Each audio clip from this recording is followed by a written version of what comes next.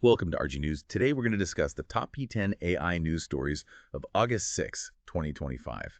You know, the world of AI and IT, it's just moving so fast. Keeping up feels like, well, a full-time job sometimes. Yeah. But August 5th, that day really kind of highlighted some fascinating contradictions, big ambitions, and major societal shifts in AI. So this deep dive is basically your shortcut to understanding these key moments. Let's jump in. Okay, first up, the big one, OpenAI hitting a $500 billion valuation. That's huge. But then they also released powerful open source models. Seems counterintuitive. It really does, doesn't it? But it's quite the strategic play. So Bloomberg reports this potential $500 billion valuation. And yeah, people are talking speculative bubble. Yeah. But at the same time, they drop these GPT OSS models. Think GPT OS 1 and 20B, Apache 2.0 license. Really capable stuff. What's the thinking there? Give away the good stuff. It's like an open core strategy. They build a community around the free models, get developers hooked, and then steer them towards the paid premium services. And that massive valuation, well, that's their war chest, right? To grab the best talent in this incredibly tight market. Okay, makes sense. So while OpenAI is expanding like crazy, others are, well, admitting they're falling behind. What's happening with Apple? Yeah, pretty stark contrast. Tim Cook basically came out and said AI is more important than the internet or iPhone. That's acknowledging a significant lag. And they've had some struggles, haven't they? Apple Intelligence felt a bit timid. Series big update push to 2026, key people leaving for rivals. So how are they planning to catch up? Just buy someone. That's potentially on the table, yeah. But their main strategy seems to be focusing on what Apple does best. Deep integration, user experience, leveraging their own silicon, and, crucially, their privacy stance. Not just chasing raw model power. Right, playing to their strengths. Okay, moving from strategy shifts to, wow, cybersecurity, Google's big sleep. Yeah. Sounds like something from a movie. It almost is. This AI agent isn't just finding flaws, it's actively stopping attacks before they happen. It's a DeepMind and Project Zero thing. Get this. It autonomously found 20 zero-day vulnerabilities in major open source software. And even better, it stopped an active SQLite exploit that had been lurking undetected for nearly 20 years. 20 years. So this is like predictive cybersecurity, an AI arms race starting. Exactly. It shifts the whole game from reactive cleanup to predictive defense. And yeah, you can bet we'll see an arms race between offensive and defensive AIs. It also shows how fragile some core open source stuff can be. Which brings us to regulation, I guess. With all this power, how do we control it? We saw a real split on August 5th. A very clear split. You had Europe moving forward, activating parts of its AI Act for these general-purpose AI models. That means transparency requirements, technical docs, stricter rules for the really big systemic risk models. But then in the U.S., the Treasury's FinCEN hit pause, delaying its AI anti-money laundering rule by 2 whole years until 2028. So completely different philosophies. Europe cautious, U.S. full speed ahead. Pretty much. EU's precautionary principle versus the U.S. innovation-first approach. The worry is this could lead to a fragmented global AI market, undermining that whole Brussels effect. Speaking of different philosophies, Elon Musk, he's certainly got his own approach with Grok Imagine. What's the story there? Right. So Musk launched Grok Imagine on X, pitched as an AI vine, basically creating short, 15-second AI-generated videos for users.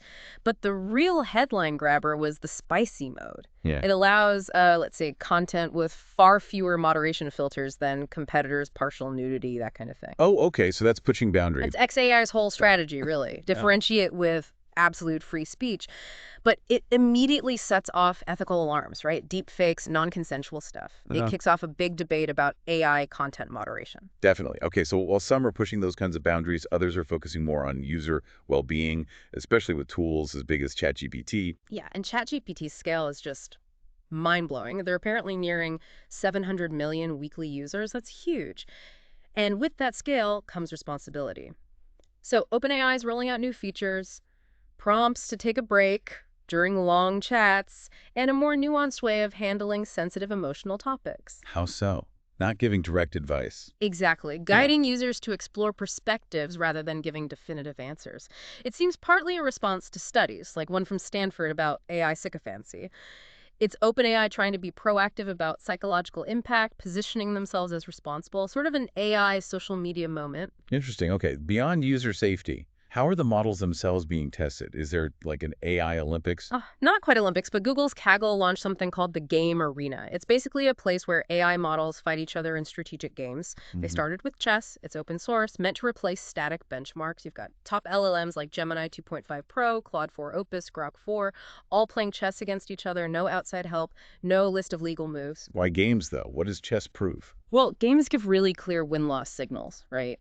And you can adjust the difficulty. It tests strategic reasoning, planning, adapting on the fly stuff that's much closer to, actual general intelligence than just regurgitating text. Makes sense. Okay, from global contests to more regional plays, Orange and OpenAI are teaming up. Yeah, the big European telecom, Orange. They've got a partnership with OpenAI, but it's kind of a two-pronged strategy. First, sovereign AI for Europe. They'll deploy OpenAI's GPT-OSS models, those open-weight ones, in their own European data centers. That ticks the boxes for data sovereignty, AI Act, GDPR compliance. Second part is inclusive AI for Africa. They're fine-tuning these models for African languages, starting with Wolof and Pular for things like customer service, and they Hmm. plan to open source those too. Huh. So tackling European regulations and the language gap in Africa. Pretty much. It's a smart way to create sovereignty of service in Europe while also becoming a key AI player in a huge emerging market in Africa by addressing that linguistic deficit in current LLMs. AI really is getting everywhere, even Oh. online dating. What's Match Group doing? Yeah, Match Group, they own Tinder, Hinge, all those. They're pumping $50 million into AI, the goal, to fight dating fatigue, especially among Gen Z. Their finances are okay, but paid subscribers dipped slightly. Seems Gen Z is a bit tired of the swipe culture, maybe leaning towards apps like Hinge for more serious connections. So the $50 million AI plan is to turn these apps into sort of dating coaches. Hinge already has this prompt feedback thing that apparently boosted profile responses by a third. A dating coach. Yeah. But isn't everyone already using AI to write their profiles? Doesn't that feel a bit fake? That's the paradox exactly. Companies push authenticity, but users are already using AI behind the scenes, the Cyrano effect, right? So Gen Z is kind of skeptical, and nearly half don't think AI helps. It's a real balancing act. Yeah. How much coaching versus genuine interaction? Tricky. Okay, finally, number 10. Open source AI coming directly into our homes. Yes. Home Assistant, the open source smart home platform, their latest update, 2025.8, is a big deal for democratizing home AI. Two key things. Open Router gives access to like 400 different LLMs, OpenAI's, Google's open source ones. You basically choose the brain for your smart home. And then there's the IA task feature. This lets you create complex automations where Home Assistant sends data, say an image from your porch camera to an LLM for analysis, and then triggers actions based on the results. So it's genuinely challenging the closed ecosystems of Google, Amazon, Apple, more user control. Exactly. It's all about user control, privacy, often local processing. This allows for real agentic AI at home AI that can observe, reason, and act based on your specific setup. Truly personalized ambient intelligence, not just canned routines. Wow, okay. That was quite a tour of just one day, August 5th. So wrapping this up, what are the big takeaways here for AI and IT? Well, that single day really shone a light on some key trends, didn't it? All right. You have that paradox of massive investment versus giving stuff away open source. You see the definite rise of these agentic AIs doing things autonomously. Then there's the clear split in how governments want to regulate it all, and just the maturing ethics, companies having to think harder about the impact as AI gets woven into everything. It leaves us with some big questions for the next few months, doesn't it? Like, is that $500 billion OpenAI valuation sustainable? Or is it the peak? Who actually wins the cybersecurity AI arms race? How strictly will the EU enforce its AI Act, and how will everyone else adapt?